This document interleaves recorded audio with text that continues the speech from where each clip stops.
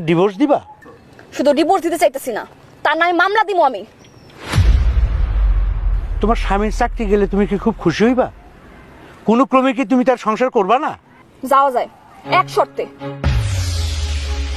তার বেতনের সম্পূর্ণ টাকা আমার হাতে দিতে হইব। কোন দুঃখে আমি আমার বেতনের টাকা সব তোমার হাতে তুলে এলাম?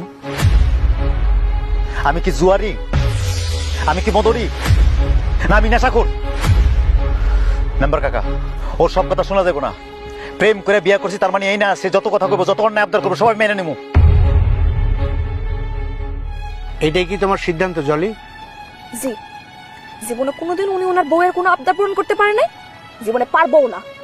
রাখো, তোমার শেষ আবদারটা আমি রাখো। তুমি চাইছিলে না আমি তোমার ডিভোর্স দেই? আমি তোমার ডিভোর্স দিব। তাতে করে তোমার মামলা করতে সুবিধা হইব।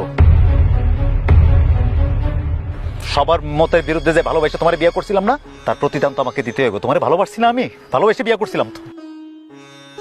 তুমি কি মনে করো তোমার স্বামী যদি তোমার পাশে না থাকে, এখন যে গুরুত্বটা তুমি পাচ্ছ এই সংসারে সবার কাছে, সেই গুরুত্ব তুমি পাবে? কোনোদিনই পাবে না। তোমার স্বামী একটা ভালো চাকরি করে, ভালো একটা অবস্থানে আছে বিদায় তোমাকে সবাই সমীহ করে, আদর করে। তোমার স্বামীর সাথে তোমার ডিভোর্সটা হয়ে যায়, তোমার মা